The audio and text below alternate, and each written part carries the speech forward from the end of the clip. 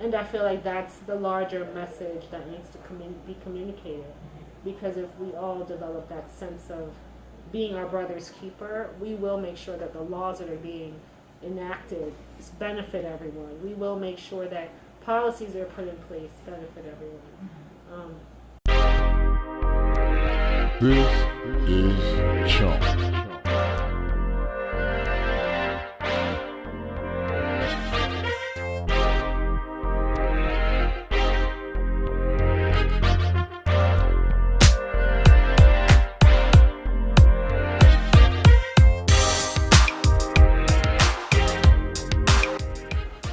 Hi guys, how are you? This is Stephanie Wallace of Chicks and Chairs, here with Dayniah Manderson, Miss Wheelchair New York 2017. How are you? I'm well. I'm doing very well, thank you. Good. This is a very exciting interview for me, us at Chicks and Chairs, an LA group. How did you tell us about becoming Miss Wheelchair New York 2017. How did you get involved in that? I was actually nominated for the pageant by a Facebook friend, Patty, and she recommended me for the pageant. I spoke with the coordinator, and when she told me about the fees, I was kind of like, not really interested, is not really my venture. And then they offered to pay the registration fee. All I had to do was basically make my way to Albany, and I had to prepare a platform. So I had to think about the impact that I was trying to make for people who live with disabilities, and I think once I got past that, it was okay.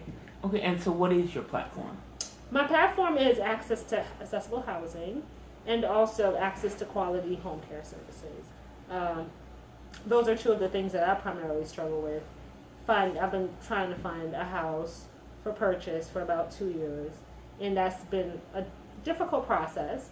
And just the process of recruiting and training home attendants, it's so daunting and overwhelming, that I feel like it needs to be a little bit more streamlined, if you will. Okay, now with the housing, the problem is finding an accessible. Is that the problem? Finding an accessible home to purchase? Exactly.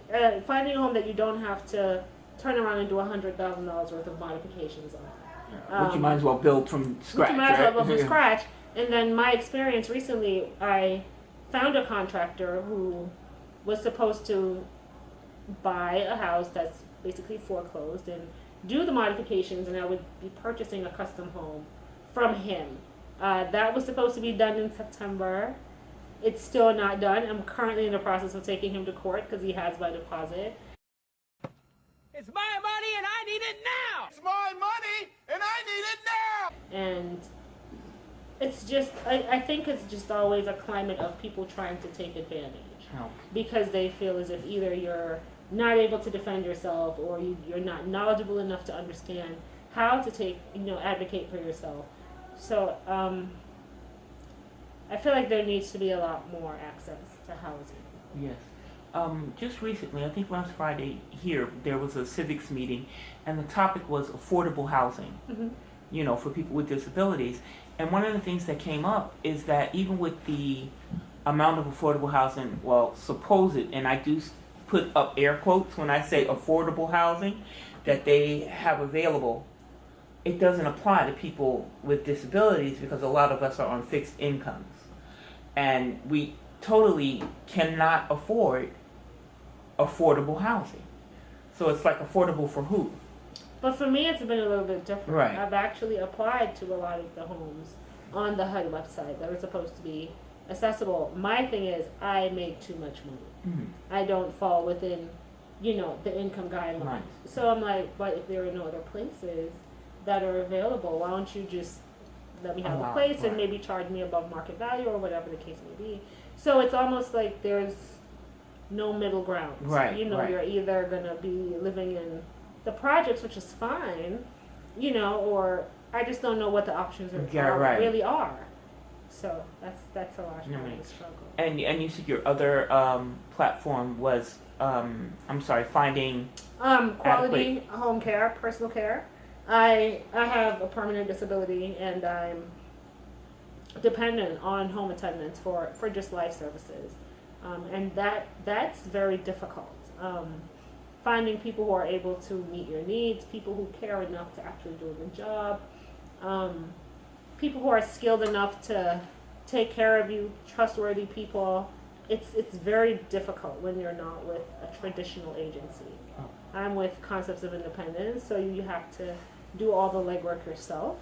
And it's often very hard to recruit people who are really good to have in your home.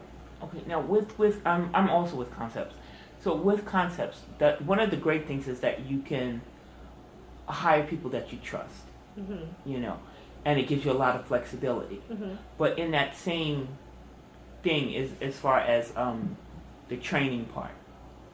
You know, that could become difficult if you, depending on the amount of and the level of service that you need. So you said it's better with one of the agencies, one of the other agencies. No. I absolutely don't think it's better at all. Oh, okay. I think I'm it's sorry. very different. I don't think it's better at all. The thing that I love about Concepts is being able to choose who takes care of you. That's definitely a plus. For me, it becomes when I have to find someone right now, and it takes 2 to 3 weeks to get someone registered, or I have to pay someone out of cash to fill that gap. Pay someone cash to fill that gap until I'm able to register someone. That becomes a little bit difficult. You know, if I'm going to do a background check, I have to pay for that myself. Right. And I feel like some of those things should be handled, if you will, by the state. You know, but That's not right. You just have to be a decent human being to say that's not right. get what you get. All right.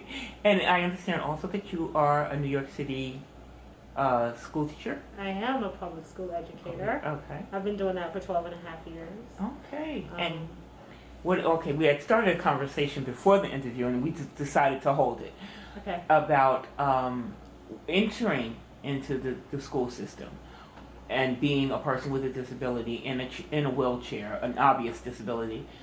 How was that for you? How were you accepted? So let's talk about the interview process. I went to a hiring fair, and I distinctly remember one of the principals there were like, I love your resume, I love your experience, but I wouldn't have you work in my school because my kids would throw you down the stairs.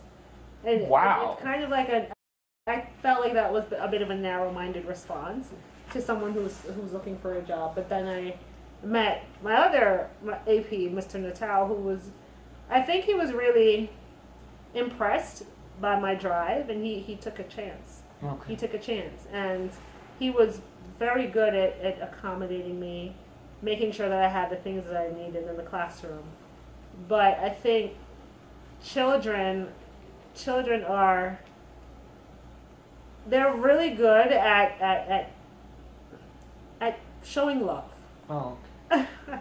Children are really good at showing love, and they're always so welcoming. Like, they question things, but it's never malicious. Right. You know, so and I just put it out there the first day of teaching. I was like, well, what is something that you guys notice about me that might make me different?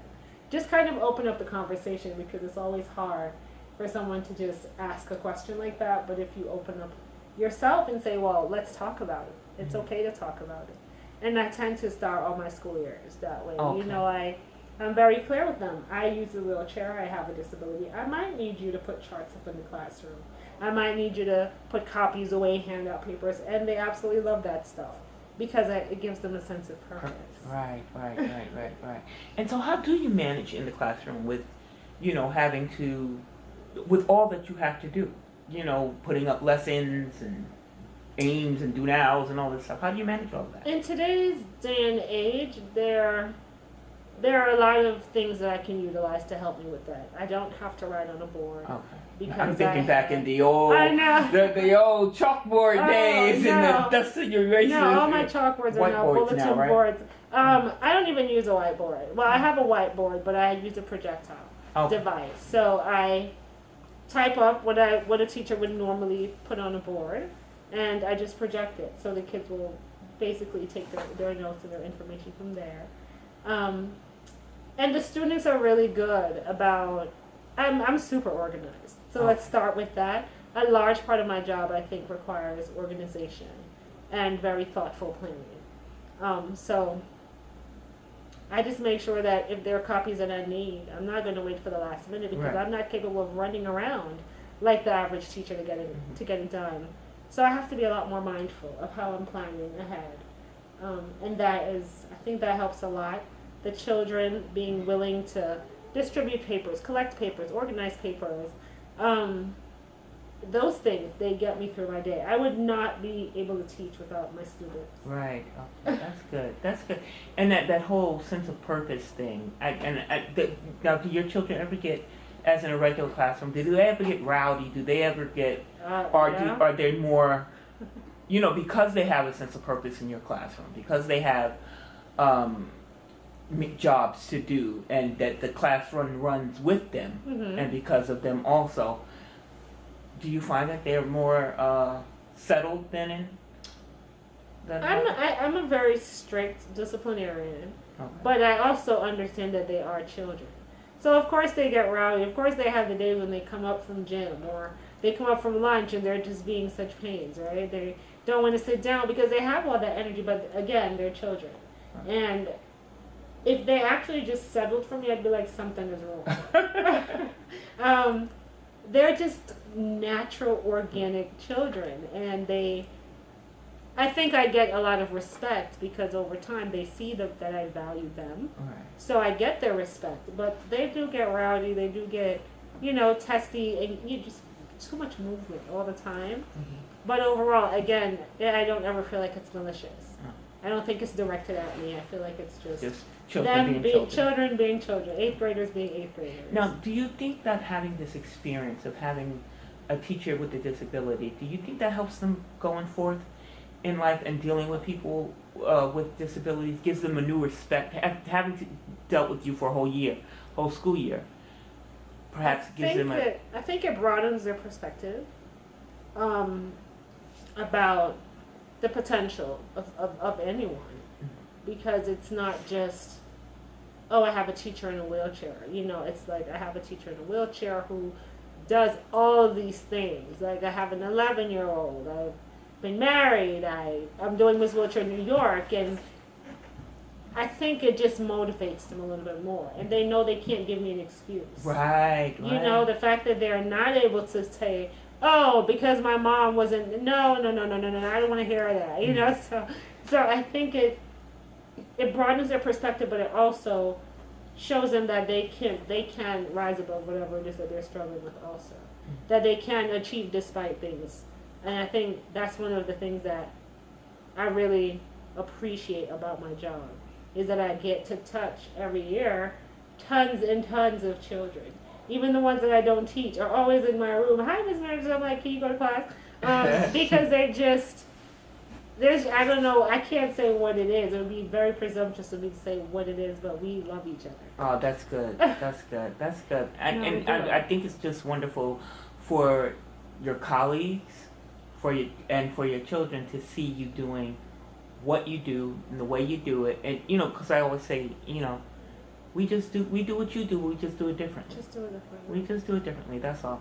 So I think that's a wonderful thing. And as Miss Wheelchair New York, and having the platform that you have, and how are you going to use it? How are you going to reach, besides interviews like this, Mm-hmm. how are you going to reach out to people, and what is the message that you want to give them? I've been doing planning a lot of workshops. I did one for personal care attendants a couple of weeks ago. I want to use the workshop format as a way to get people to understand. Again, just about this idea that you can achieve, and I want to make the statement that being disabled it doesn't change anything. I still struggle with the same emotions that you do. I still have to deal with paying bills like you do. Like the only difference is I'm doing it from a chair, and I feel like people just need to understand that we all have shared experiences, whether you're disabled, whether you're not, and that common ground is where we need to meet, because at any point your life situation can change. So my ambulatory friends, at any point you could get hit by a bus. I was just talking to a young lady who was hit by a drunk driver, and in an instant her life changed. And I'm trying to create a society or a community where people can function despite their disabilities, right? And if you can be in the same situation, then you will help me to make the society a better, more accommodating place, because it might very well benefit you in the future. That is something I met a young lady who also had been hit. She got hit, and like you said, in an instant, it changed her life. And we had a conversation, and she was talking about how when people in wheelchairs used to get on the bus, and she was on her way to work, it's like, oh my God, now this, what I'm saying? But now it's her. Yeah. That has to, listen to the grumbling of other people as she gets on the bus, and, to, like you said, to create a society that's accommodating for everyone. You have to have that patience. And just realize, these are people too. We're people too. We need to do what you do. You don't want us to ask you to do it for us, and we don't want to ask you to do it for us. So move out the way, make it accommodating, and don't grumble as we're on our way to work, and whatever. And one of the things that I wanted to ask you, our group is called the LADE group, Love and Intimacy for Disabled, for the disabled. I'm sorry. You said you were married before. Yes. And you have a child. And I wanted to ask you something. I spoke with a lady. I know you're from Jamaica. I am. Right? Yes. Or Jamaica. You're from Jamaica or Jamaican heritage? I was born there. Right. I came here at 14. 14 you came here. Right. All right. I was speaking to a young lady the other day who's also from Jamaica, and she was telling me, she said in Jamaica, that people with disabilities, to see them in relationships or something like that would be something that's like taboo. Okay. Is that familiar to you, or? I think in Jamaica, my experiences in the past, it's just taboo in general to be in a wheelchair or to have a disability. You get stared at all the time, and it's not stares, it's just inquiries like what is this? Like that. It growing up, where people were often kind of encouraged to put their children in homes. Right. I know my mom was definitely encouraged to put me in a home for people with disabilities. So it's not, I think now that with technology, people are more knowledgeable of that. But I don't know if I would say that it's taboo per se. I think people in general, whether it's Jamaica or America, they just feel like, can I be with a person with a disability? Is it going to be a burden? How much of my life do I have to devote to this individual? Because it's a different kind of love. It's a selfless love. But I don't know if I would say that Jamaica is very different from here. Okay. But I also haven't really dated in Jamaica. Right. To really know. Now, when you were coming up, you've always been in a wheelchair, Yes, or ma'am. were you ever walk earlier in life? Okay. Now, what was the when you were younger? Did you have was the technology? What's the word I'm trying to use? Were you able to go around, get around, and things like that? Did you have a power chair? That type of thing. No, I absolutely did not have a power chair at all. I had a regular manual chair, but I had tons of friends who. Oh, okay. I think that's all they wanted to do was push me Feel around. around. Okay. And my mom was definitely normalized my childhood. Like I was able to go to my friend's house. Oh, great. I did not. I wasn't clustered. She expected me to earn good grades. She expected my room to be clean. You went to school with everybody else? Yes. Okay. Yes, I did. Oh, that's great. That is great. And do you think that made all the difference? That your mom normalized your life? I think it made all of the difference because one, she never gave me an excuse. She never expected me to. She never treated me differently. I got in trouble like my brothers did. You know, I had all of the normal experiences Okay. growing up as a child, and it was, she didn't highlight the fact that I was in a wheelchair. She still expected things to be done as would, I guess, quote unquote, normal child. Right, So right. I feel like in terms of that, it just helped me to move forward, because I had the expectations of everyone else. You're going to go to college, you're going to find a job, you're going to make something of your life. And she always pushed me towards that. Good. Because I spoke with another lady. She's an older lady who was really in the struggle, you know, for disability rights. And back then, not much was expected of people who had disabilities. Yeah. But it was her mother who normalized her life and who said, you know, listen, I'm not going to always be here. So you have to be able to take care of yourself. Yeah. And it made all the difference in her life, you know? So with that. And I feel like that's the larger message that needs to be communicated. Because if we all develop that sense of being our brother's keeper, we will make sure that the laws that are being enacted benefit everyone. We will make sure that policies are put in place benefit everyone. You love other people, and when you love yourself, then you understand how to love others. And society needs more love. We have to see ourselves as a reflection of other people also. So that's I'm going to probably add something, because I said this was the end, but it's never the end with me. Never the end. Because people say things and it brings things up in my head. I think one of the things that happens is that when it's not you, you don't really understand. I agree. You know, so it's like, yeah, okay, this person has a disability. They have nothing against us. They wish us well, but it's really not in their mind. I mean, I think Because it's not just their people struggle. in general are so caught up in the day-to-day. Right. And I try not to pass judgment. You know, Right, I really right. try not to. Because even other people with disabilities that I know are not even mindful of the struggle. Exactly. So it's very hard for me to put that onto someone who doesn't even have a disability. Right. Because I see so many mindless people with disabilities who just seem like they don't care, right? It's just Right. okay. And it's not that they, like you said, it's not that they don't care. It seems It's just there. not their problem. You know, and when it's not your problem, a lot of times it's hard for you to devote time and energy to it. So that's why it's important that you and I and other people with disabilities speak up. And with that, we're going to say goodbye and thank you very much. Oh, thank you so much for having me. Can't No, get it, right? no. I'm going to get it. Dayniah. No. No. Dayniah. No, you want to try? Dayniah. Oh, yeah, now you got it. Dayniah. I got it. Yeah. Now you got it. Yes. Thank you so much. I really appreciate Oh, it. it's fine. All right. Oh, This is Chunk.